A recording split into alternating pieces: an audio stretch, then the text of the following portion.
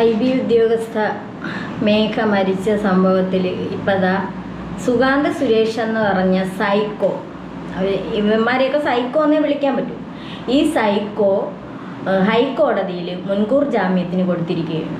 ഇവൻ ഏതോ പാതാളത്തിനകത്ത് ഒളിച്ചിരുന്നും കൊണ്ട് ഇവനും ഇവൻ്റെ അമ്മയും അച്ഛനും കൂടി ഒളിച്ചിരുന്നും കൊണ്ട്, ഇതിൻ്റെ പിന്നിൽ കുറേ പേരൊക്കെ ഉണ്ട്, ഇല്ലാതെ ഇവ അങ്ങനെ ചെയ്യൂലല്ലോ. ഒളിച്ചിരുന്നും കൊണ്ട് ഹൈക്കോടതിയിൽ മുൻകൂർ ജാമ്യത്തിന് കൊടുത്തിരിക്കുകയാണ്. അപ്പം ഇതിൽ പറയുന്നത്, ഈ അച്ഛനും അമ്മയും പറയുന്നത് ഫുള്ള് കള്ളത്തര, അവരെ കള്ളാക്കി മാറ്റിക്കഴിഞ്ഞു.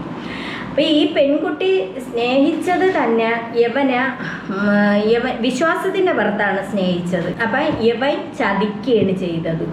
യവൻ്റെ ആവശ്യങ്ങളെല്ലാം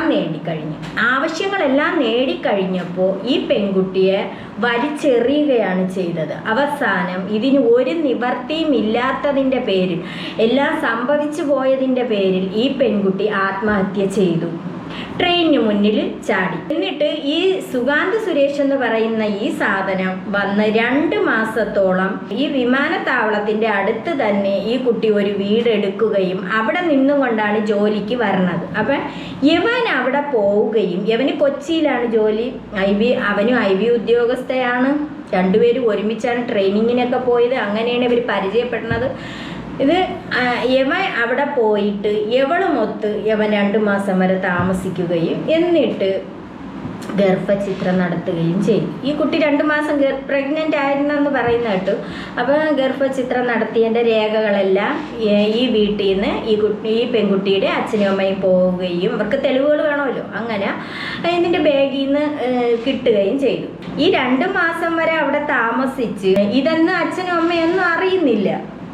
പെൺകുട്ടി ഇഷ്ടപ്പെട്ട് അവരിപ്പോൾ ഒരു സ്ഥലത്തല്ലേ, കറക്റ്റ് സമയത്ത് വിളിക്കുന്നുണ്ട്, ഈ പെൺകുട്ടി വിളിക്കുന്നു, അമ്മ അച്ഛനെ വിളിക്കുന്നുണ്ട്. പിന്നെ ഇതിനിടയിൽ ഒരുപാട് പ്രശ്നങ്ങളുണ്ടായി. ഇവൻ പറയുന്നത്, ഈ സുഗാന്ത് സുരേഷ് എന്ന് പറയുന്ന ഈ പരമനാറി പറയുന്നത് ഫുള്ള് കള്ളത്തരവും. ഈ പാവ അച്ഛൻ കിടന്ന് പെടാപ്പാടുപെടുന്നു ഈ മോള നീതിക്ക് വേണ്ടിയിട്ട്. മോളെന്ത് തന്നെ ആയാലും ട്രെയിനിന് മുന്നിൽ തല വെച്ച് കഴിഞ്ഞു. ഈ അവൻ്റെ ഈ നാറിയുടെ ഒരു ഇതുകൊണ്ടാണ് ഈ പെൺകുട്ടി ട്രെയിനിന് മുന്നിൽ തലവെച്ച് ആത്മഹത്യ ചെയ്തത്. ഫോൺ വരെ ഈ കുട്ടി എറിഞ്ഞ് തകർത്തായിരുന്നു. വിഷമം കൊണ്ടിട്ടാണ്. കല്യാണം കഴിക്കാൻ ഇവന് പറ്റൂല എന്ന് പറഞ്ഞതിൻ്റെ പേരിലാണ് ഇത് സംഭവിച്ചത്.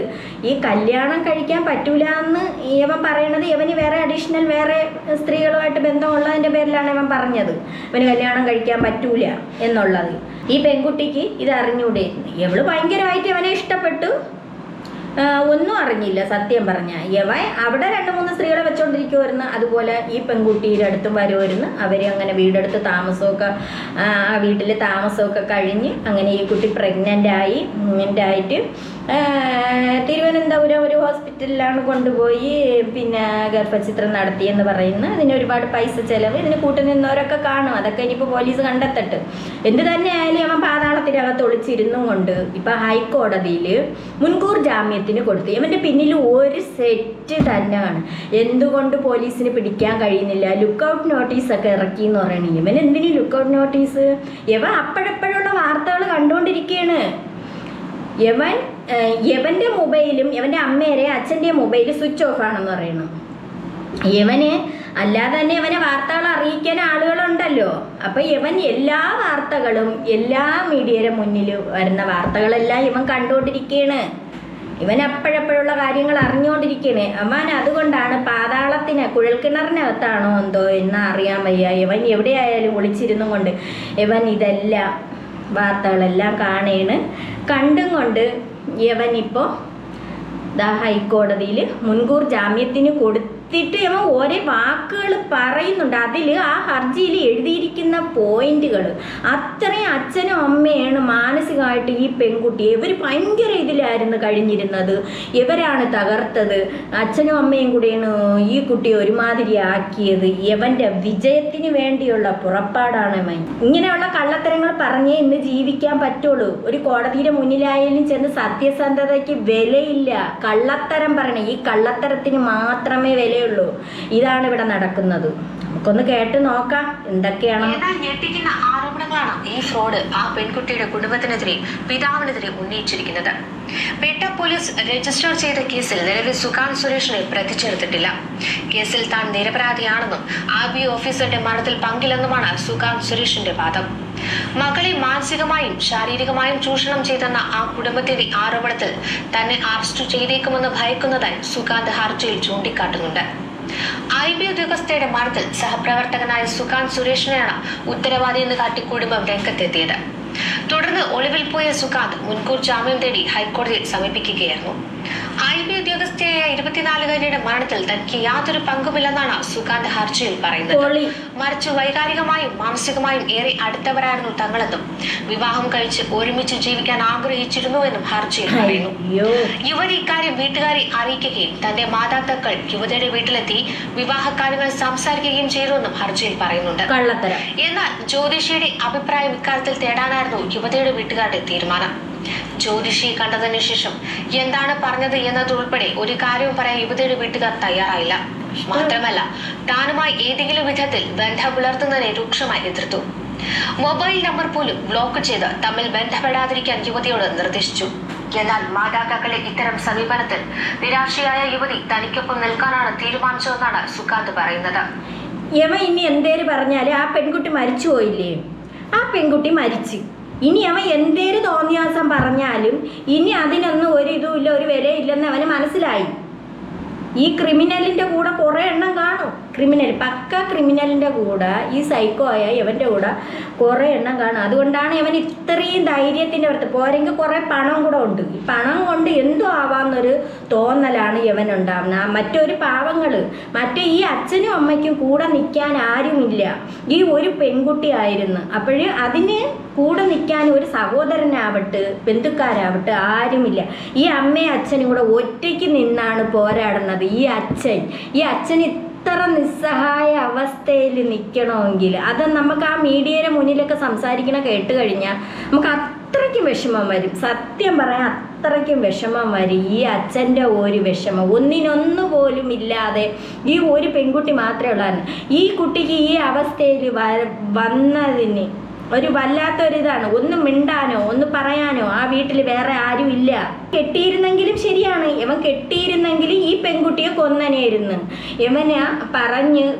ഇവന് കെട്ടാൻ വയ്യെന്ന് പറഞ്ഞു. അഥവാ കെട്ടിയിരുന്നെങ്കിൽ തന്നെയും ഈ പെൺകുട്ടിയെ അവൻ തീർത്തനെയായിരുന്നു. ഇങ്ങനത്തെ സൈക്കോള് തീർക്കും. പക്ഷെ അത് വെളിയിലുള്ള ഒരാളിനും അറിയാൻ കഴിയൂല. ആ വീട്ടിൽ നടക്കുന്ന സംഭവങ്ങൾ അവർക്ക് മാത്രമേ അറിയാൻ കഴിയൂ. അല്ലാതെ ബന്ധുക്കാർക്കോ വീട്ടുകാരും ആരും വിശ്വസിക്കൂല. അങ്ങനെയാണ് യവന്മാർക്ക് ഇങ്ങനെയുള്ള സൈക്കോകൾക്ക് പറഞ്ഞ് വിശ്വസിപ്പിക്കാനും എല്ലാത്തിനും ഭയങ്കര കഴിവാണ്. ബന്ധം തുടരാൻ തീരുമാനിച്ച് ഇരുവരും ചേർന്ന് നെടുമ്പാശ്ശേരി വിമാനത്താവളത്തിനടുത്ത് വീടെടുത്ത് ഒരുമിച്ച് താമസിക്കാൻ തുടങ്ങിയെന്നും ഹർജിയിൽ പറയുന്നു. പതിവ് പോലെ ജോലിക്ക് പോയ യുവതി തന്നോട് ജോലിക്കാര്യങ്ങളെ കുറിച്ച് സാധാരണ സംസാരിക്കാറുള്ളത് പോലെ സംസാരിച്ചുവെന്നും സുകാന്ത് പറയുന്നു. എന്നാൽ മറ്റൊരു വിവാഹത്തിന് നിർബന്ധിക്കുന്ന മാതാപിതാക്കളുടെ സമ്മർദ്ദത്താൽ യുവതി വളരെയധികം ബുദ്ധിമുട്ടിയിരുന്നു എന്ന് പിന്നീട് വ്യക്തമാക്കി. യുവതി ഏതെങ്കിലും വിധത്തിൽ ആത്മഹത്യ ചെയ്തതാണെങ്കിൽ അതിന് പിന്നിൽ തങ്ങളുടെ ബന്ധത്തെ എതിർത്ത മാതാപിതാക്കളെ ഏൽപ്പിച്ച സമ്മർദ്ദവും വിഷമവുമാണ് കാരണമെന്നും സുകാന്ത് ഹർജിയിൽ ആരോപിക്കുന്നു. യുവതിയുടെ മരണവുമായി താൻ യാതൊരു വിധത്തിലും ബന്ധപ്പെട്ടിട്ടില്ലെന്നും മറിച്ച് ഒരുമിച്ച് ജീവിക്കാൻ തീരുമാനിച്ച് ജീവിത പങ്കാളി നഷ്ടപ്പെട്ട ആളാണ് താനെന്നും സുകാന്ത് പറയുന്നു. തന്നെ ഇപ്പോൾ കേസിൽ പ്രതി ചേർത്തിട്ടില്ലെങ്കിലും യുവതിയുടെ വീട്ടുകാർ അതിന് ശ്രമിക്കുന്ന സാഹചര്യത്തിൽ മുൻകൂർ ജാമ്യം അനുവദിക്കണമെന്നാണ് സുകാന്തിന്റെ ആവശ്യം. യുവതിയിൽ നിന്ന് ഇയാൾ പലവട്ടം പണം വാങ്ങിയെന്നും ശമ്പളം ഉൾപ്പെടെ ഇയാൾ സ്വന്തം അക്കൗണ്ടിലേക്ക് മാറ്റിയെന്നും കുടുംബം ആരോപിച്ചിരുന്നു. ഇതിനു പുറമെ ലൈംഗികാതിക്രമത്തിന് ഇരയാക്കിയെന്നും ആരോപിച്ചാണ് കുടുംബം പരാതി നൽകിയിരിക്കുന്നത്. സുകാന്തിന്റെ മുൻകൂർ ജാമ്യ ഹർജിയിൽ പറയുന്നത് വസ്തുതാ വിരുദ്ധമായ കാര്യമാണെന്നാണ് RBI ഉദ്യോഗസ്ഥയുടെ പിതാവ് പറയുന്നത്. ഇല്ല, യവന് ഇത്രയൊക്കെ പറഞ്ഞു പിടിപ്പിക്കാൻ അറിയാല്ല. പാതാളക്കുഴിയിലിരുന്നും കൊണ്ട് നീയൊക്കെ കിടന്ന് ഓരോന്ന് പ്രവർത്തികൾ കാണിച്ചു കൂട്ടിയിട്ട് തോന്നിയാസം മൊത്തം കാണിച്ചു കൂട്ടിയിട്ട് ആ പെൺകുട്ടികളെ ആ മാതാപിതാക്കളെ മണ്ടയിൽ വെക്കണം. നല്ല മനുഷ്യരായ ഒരുപാട് പേരുണ്ട്. ഇനി അങ്ങോട്ട് ബാക്കിലോട്ടുള്ള ഇതൊക്കെ ഇനി തെളിവെടുപ്പ് നടത്തണം. യവൻ്റെ രംഗങ്ങൾ എന്തേരായിരുന്നു ഇത്രയും നാൾ എല്ലാം തെളിവെടുപ്പ് നടത്തണം. പക്ഷേ യവൻ കുഴിക്കകത്തുനിന്ന് എഴുതിച്ച് വരാത്തതിനെന്തരിയും യവൻ എവിടെയോ പോയി ഒളിച്ചിരിക്കുന്നു. യവനെ സംരക്ഷിക്കാൻ ഒരുപാട് പേരുണ്ട്. ഇങ്ങനെയുള്ളവർ ഈ പെൺകുട്ടി ചെയ്തത് മണ്ടത്തരമാണ്. പക്ഷേ ഇതിന് ഇങ്ങനെ തിരഞ്ഞെടുക്കേണ്ടി വന്ന് ഇതിപ്പോൾ ഇങ്ങനെ ആയതിൻ്റെ പേരിലാണ്. അല്ലെങ്കിൽ സ്നേഹിച്ചെങ്കിൽ പിന്നെ നീ പോടാവില്ലേ എന്ന് പറഞ്ഞിട്ട് കളഞ്ഞിട്ട് പോവാം. പക്ഷേ ഈ കുട്ടി ഇങ്ങനെ ആയി പ്രഗ്നൻ്റ് ആയതിൻ്റെ പേരിൽ ഇതിനൊന്നും ചെയ്യാൻ പറ്റില്ല. ഇയാളെ കൂടെ കഴിഞ്ഞ ഒരു ഇതുകൊണ്ട് അതിൻ്റെ മാനസികാവസ്ഥ പിന്നെ അത് ജീവിതകാലം മുഴുവനും അത് വിഷമിക്കേണ്ടി വരും. ആ ഒരു ഇതാണ് അത് അങ്ങനെയൊക്കെയാണ് തോന്നിയത്. യവനാണ് സത്യത്തിൽ അന്ന് കോള് വിളിച്ചത്. യവനെയാണ് ഈ പെൺകുട്ടി വിളിച്ചത്. ഞാൻ ആത്മഹത്യ ചെയ്യാൻ പോണെന്ന് പറഞ്ഞപ്പോൾ അവൻ എന്തൊക്കെയോ പറഞ്ഞ് സുഗാന്ത് സുരേഷേ പരമനാറി നിന്നെ പോലെയുള്ള ഒരുപാട് എണ്ണം ഉണ്ട്. ഈ കല്യാണം കഴിച്ച് പെൺപിള്ളേരെ പറഞ്ഞു വിട്ടാൽ തന്നെ ആ പെൺകുട്ടികൾക്ക് സ്വസ്ഥത ഇല്ലാതെ ജീവിക്കുന്ന ഒരുപാട് എണ്ണം ഉണ്ട്.